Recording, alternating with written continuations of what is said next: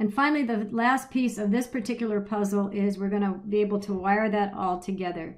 In other words, I'm just going to copy some code in so we don't have to watch me fumble with my keys. The logic that we're going to add here is we have what's called a ternary, which is true in any language. This is basically a shortcut to a if condition.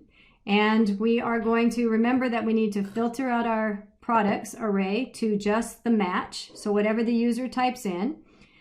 When the user types something in, our setter is automatically going to run, and we're going to receive what they typed into the input box in value.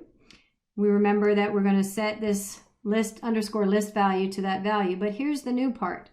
So we're going to take filtered products, and if there is something, if the user types something in value, in other words, this isn't blank, then perform, this is a function we haven't written yet, which is why we're getting this underscore. So if there's something in the input, then run this perform value, which ideally is going to filter out our products based on that match. We'll look at that in a second. And whatever is returned, hopefully, is a filtered array that we can put into our filtered products. That's where we're headed. If the user has not typed something in, then our filtered products should be set to this dot products, which we did on it with our constructor back up here. So user typed nothing in, it's a blank string, then filtered products is going to show everything. Otherwise, we need to create this function that will return an array of filtered products so we can have our filtered products be a subset of our products that matches whatever the user typed in. So let's attack that. I'm going to copy and paste the code in again so you can put it on pause to copy, and I'm just going to explain what I did here. So looks like I forgot some kind of closing parenthesis, so we'll address that in a minute. All right, so ideally what's happening besides my error that I am missing a closing parenthesis. So let me see where that is. I have a filter, so I probably need another filter here. All right, there we go. Okay, so perform filter. Perform filter is receiving the value that the user typed in, whatever presumably was typed in here, and it's returning an array of iProducts. So it's returning a filtered array. And how is it doing that? All right, well, let's see what that's all about. Filter by to lowercase. So whatever the user typed in, let's convert it all to lowercase, because we all know that if they typed in capital AM, that's not gonna match a lowercase am. So let's compare apples to apples. Let's take what the user typed in, which is what's going into filter by, and convert it all to lowercase. And then I'm going to put this on hold, on pause, and we're going to look up what filter does.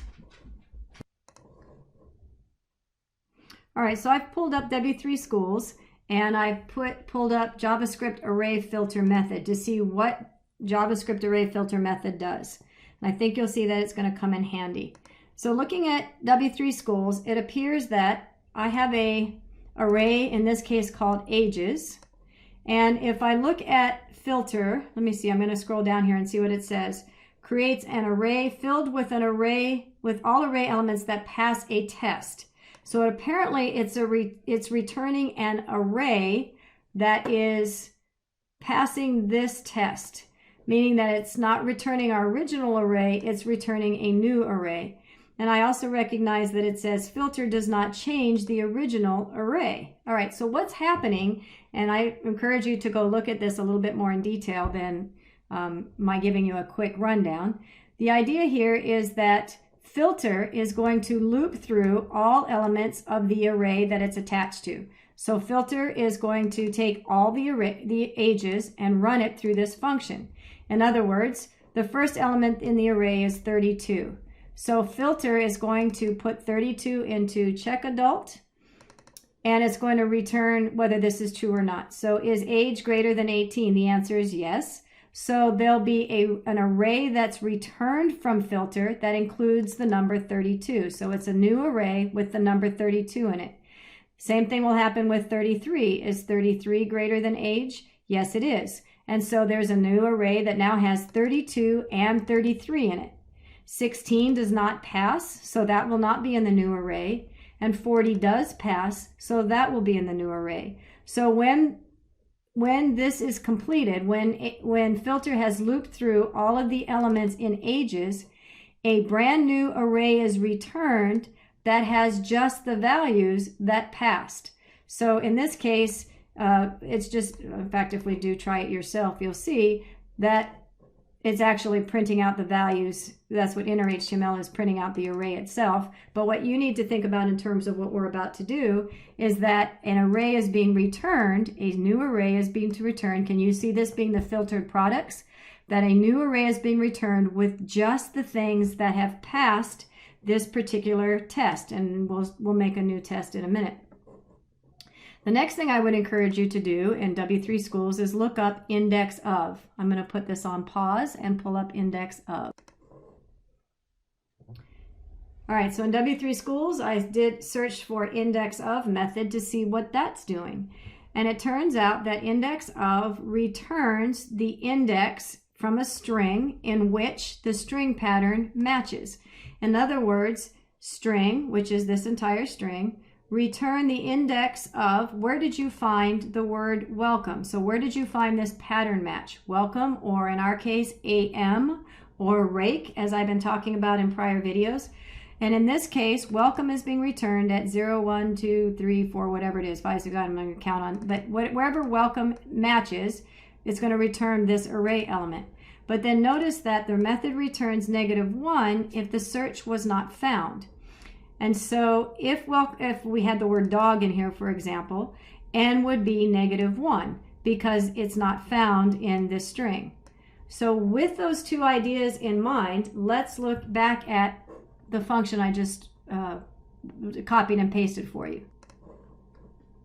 All right, so let's pick apart what we've done on this line. It looks like a lot, but now it's really not that scary, hopefully. So perform filter says return. Okay, return what? Apparently it's going to be an iProduct array, so hopefully a array of filtered products. So it's going to take, remember filter took an array, and so our array is this dot products. And then each time you loop through this function, this anonymous function, you're going to send in product.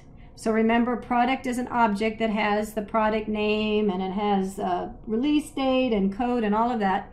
So I want you to loop through the array of products, and I want you to look at that product's product name.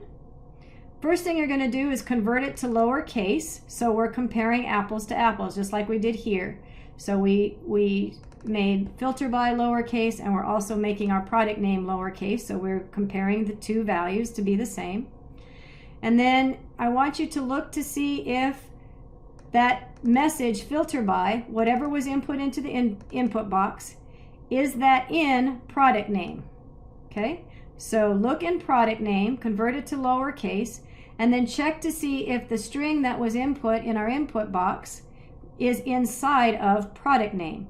Remember that -1 is going to be returned if that search isn't found, and therefore the new array that comes out of this filter will not have that product. Remember that filter is returning a filtered array based on our criteria. So in other words, if you found whatever the user typed in our products array, then return that into our new array that we're going to return. If it's not found, then don't return that as an array. So ideally, when we're all done, we have searched through the entire list of products and filtered out just the products whose product name has in it the match, the pattern match that we typed in. And when this filter is completely finished running, it's got an array of products that match what we filtered by. Because remember, it's not going to return anything with a -1. So no products with the number 1 are going to be returned to our new array. In essence, returning, therefore, a filtered product array. And so again then, let's look back at where we started from. Value has something in it. So go run perform filter, which has that value that the user typed into the input box. Convert the message, the input box, whatever was in the input box, convert it to lowercase. Take this products and run the filter method through it, which means that for every product, which is an object, convert the product name to lowercase, then look in the product name to see if you can find a match from what the user input inside the product name. If there's a match, then you're going to return that as part of the returned array, which is what filter does. It returns a subset of the array, the original array, which was products. But if it's not found, then obviously that's not going to be included in our returned array. So when we're done with this whole statement, we've got an array of products that match whatever was put into the input box, and that's going to get returned back here. So now we've got a filtered array of products, which is being put into our filtered products array. And because our TRs are bound to filter products, we should just see that new subset. So let's test that out and see how we do. Let's type in the word rake. And sure enough, we're just getting rake. And now I'm going to type in AM, and I'm getting just AM matches. If I type in hammer, I'm getting misspelled hammer, so now I've just got the hammer.